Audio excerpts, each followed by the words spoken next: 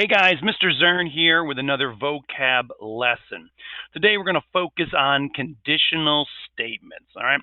And this has a lot to do with the idea of these booleans that are true or false. So basically, a programming statement that evaluates a true, false boolean expression to determine the next step.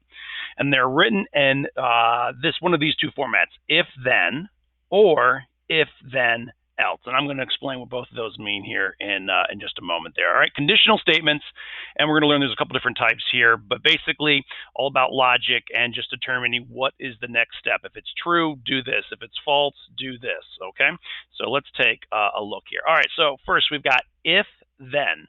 So if a certain condition is met, then do this action. All right, and if the condition isn't met, it doesn't do that action. So here's an example. So, we've got a variable here, lives left. So imagine we're kind of playing a game. So if lives left equals 0, so think about it. It's basically you've run out of lives. So if lives left equals 0, then play the game over sound. And so that's the action. So that game over sound won't play until the lives left variable equals 0. All right, so that's a conditional statement. So hey, if this is true, then do this thing. And so that won't happen until that 0 lives left condition gets met. And what does it do? Plays the game over sound. All right, so then we also have, in addition to if then, we have if then else. So if a certain condition is met, then do this action.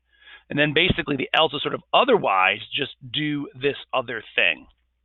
So if a condition is met, do this thing. So basically, if this is true, do this. If it's not true, then do this other action. So let's take a look at what that might look like. So again, if we go with our previous example, there are lives left. So if lives left is greater than 0, so if I have more than 0 lives, then play the theme music. So the music in the game continues to play. So if lives left is greater than 0, play the music.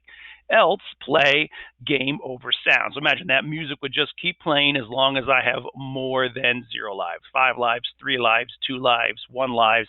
That theme music keeps playing. But the moment basically it becomes 0, the game over sound plays. All right, so and it could have been written the other way as well. It could have been something along the lines of, if lives left equals 0, then play the game over sound. Else, play the theme music, and we'll just kind of keep playing that theme music. So there's different ways that you could write it. So we've got if then and if then else.